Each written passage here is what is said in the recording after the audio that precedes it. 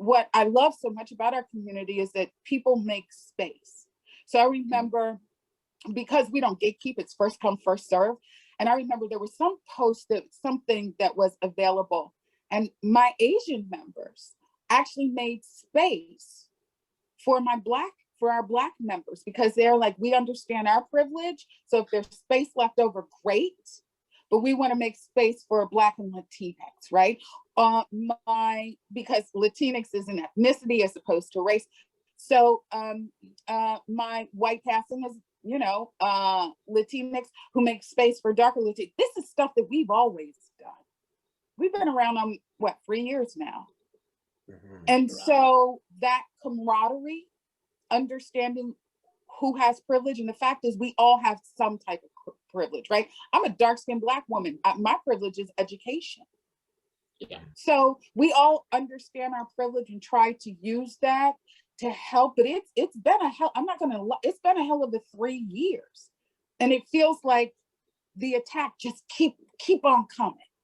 Mm-hmm. Right? Like there's never a time to breathe.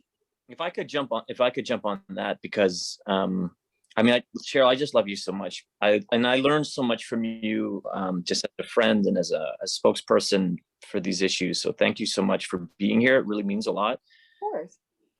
But also I will say, I've been an activist in the BIPOC community for 20 years, and Andrew Moody literally has been like a mentor and a friend, and one of the reasons that I have done this work, honestly.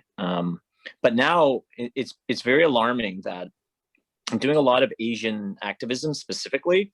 And so through my club, we're doing 2-3, events every single week from other people. It's like, if you're Asian, it's like do an event, anything I can bring to the table. Cause I have, quite a following now on Clubhouse. But it's scary, to be honest. I'm 43 years old, I'm half Chinese. And for the first time in my life, I make sure I work out at least 3 or 4 times a week, not to get acting jobs, to be able to defend myself in case someone tries to fucking kill me. 1 month ago, I saved a Black woman's life in the subway. Okay. There was this random crazy white guy who was rolling up on a random Black woman. She was screaming at the top of her lungs. I jumped in to defend her. And he looked, and it was like, I was ready to fucking kill him. I had to. And he was crazy. And then he took a glass bottle and smashed it against an oncoming train and then left. But it was like, that's what's happening right now. It was like a life or death moment.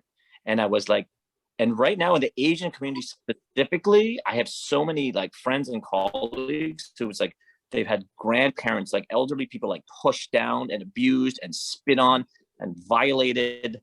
And it's like, and but they're not even going after guys like me, right? I'll fuck you up, right? It's like they're going after sort of younger women or older people, but it's very, very targeted. It's a really terrifying time. This has been going on, and it's not one of those, oh yeah, but back in the day. This is just what, because I'm multi-generational Black Canadian. We're escaped slaves from the States. And this is the shit that was a constant throughout Black history in Canada. And I'm totally there with you, Bobby. I buff up as a threat, as a street threat, right? And I just wrote a piece on this, the aura I present fluctuates between it's not worth your time to fuck with me, or I'm not a threat. And the existence, and that's a state women exist in anyways, right? Just as a constant. So there's a complex mix of historical toxicities that are constantly rebranding themselves, constantly reiterating the same fucked up themes.